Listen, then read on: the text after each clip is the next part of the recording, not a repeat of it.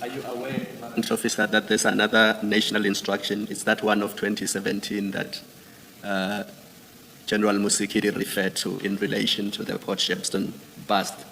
Are you aware that there's another national instruction that deals specifically with handling of drug busts and drug scenes? Are you aware of that?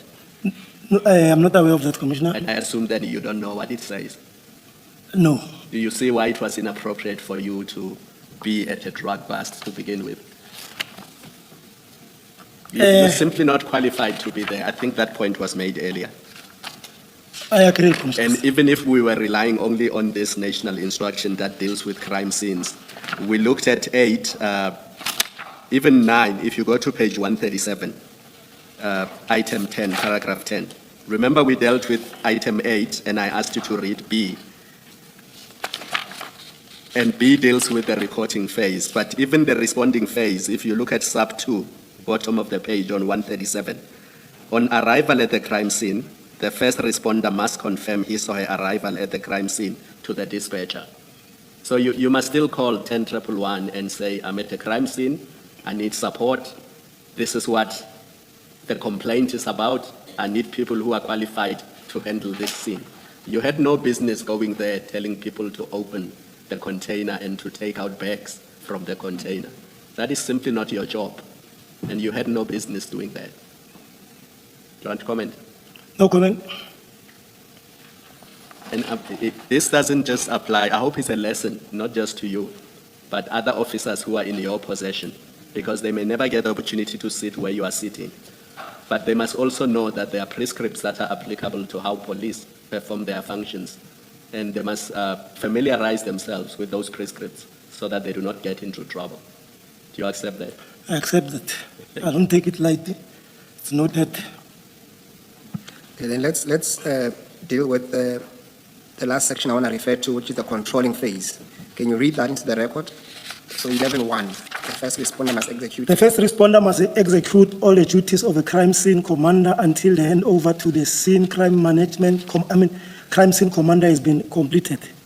Taking control and evaluation of the crime scene, the first responder upon arrival at the scene must, after taking all the necessary steps to prevent the contamination and disturbance of the crime scene, assume control of the crime scene from the relevant party by accepting the handover of the crime scene from such party, identify the nature of the incident, give CTRAP to the dispatcher, arrange for the suspect to be removed from the crime scene as soon as possible if an arrest has been made.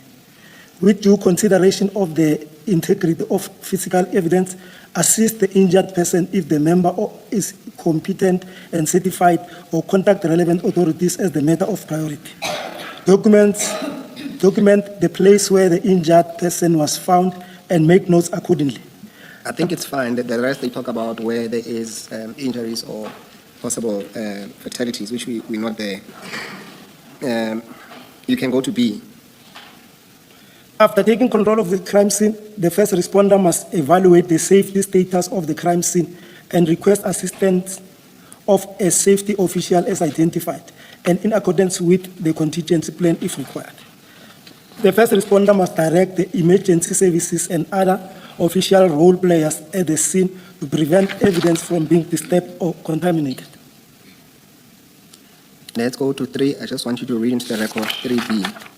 The first responder must secure and protect the crime scene by establishing an inner cordon around the perimeter of the crime scene, as well as an outer cordon around the inner cordon to enable members to perform their task within the inner cordon.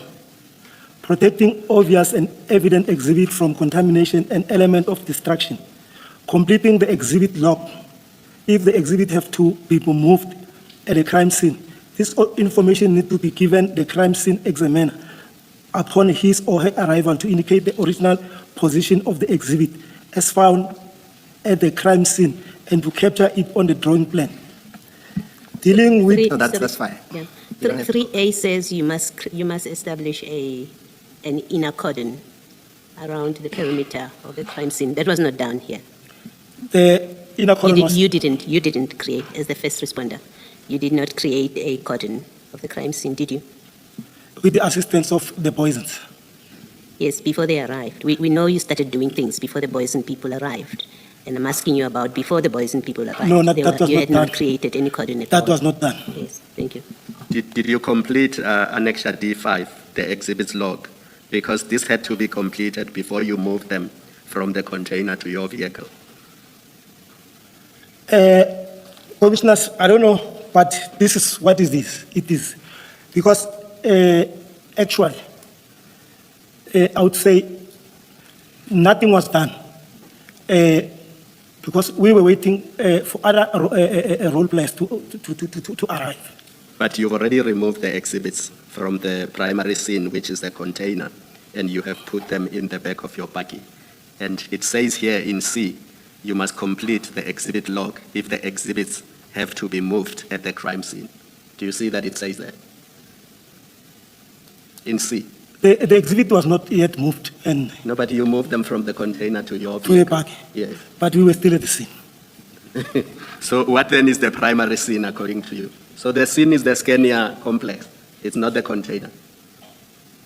According to you, as long as they are in the Scania campus, for lack of a better word, they are still on the scene. They were not moved from the primary scene. I would say I will agree. So even if they were in the back of the 7 Series BMW, according to you, that would still be at the scene. There was no way that they would be. No, I qualified it with an if. I didn't suggest that they were there. I said if they were taken out of the container and put in the back of the 7 Series BMW, they would still not have moved from the primary scene, according to you. I'm having a problem with the 7 Series because it's not a state vehicle. I have a problem that it was there in the first place. So what I'm putting to you is a proposition. Because you are saying the scene is the entire Scania campus. Now, since the BMW was in the campus, within the campus, on your logic, even if these exhibits were put inside the BMW, they still would not have been moved from the primary scene because that whole place is the scene. Commissioner, you know, I don't want to associate or take the exhibit into the BMW because it's not a state vehicle.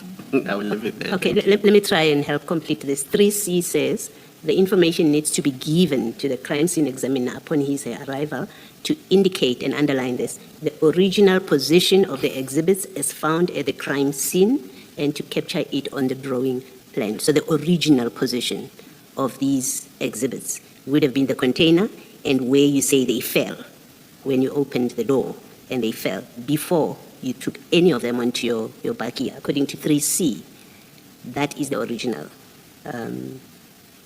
place or position of the exhibits when you found them. It's in the thing and in the container and on the ground where you say they fell. Commissioners, I'm asking for a comfort break here. Chair, it's almost 4 o'clock. I think we can end it here, Chair, unless there are further questions. I had one or two Let's questions. take a quick break. We'll come back just now. Thank you. There's a just something very quick, Warrant Officer. Truth be told, I think we were humoring you to even take you through several paragraphs of this national instruction on crime scene management. I'm saying we were humoring you because we all know that everything that could have gone wrong actually did go wrong. And the function of that was, as you admitted this morning when I engaged you, both of you were clueless as to how to manage a crime scene. That is why we have the mess that you ended up with. I'm just summing up the entire scene. Do you accept that? Okay, so. I accept that with both hands, and I'm not taking this very lightly. If given another opportunity, I think I would handle this kind of situation very differently. If I may come across such a situation. Yes, I'm saying we are humoring you, taking you through these prescripts because you simply do not know them, and therefore there isn't a snowball's chance in hell that you could have complied with them because you knew nothing about them. Do you accept that? I accept that, Commissioner. Thank you. Chair, can I put a last question, just to piggyback on your last exchange with Warrant Officer Mahane? And the opposite of it, Warrant Officer, is that it's either that you do not appreciate the fullness of the situation you're dealing with, but at worst for you is that you were complicit to the process of intercepting these drugs to at least assist the intended recipient to recover them. What is your comment to that?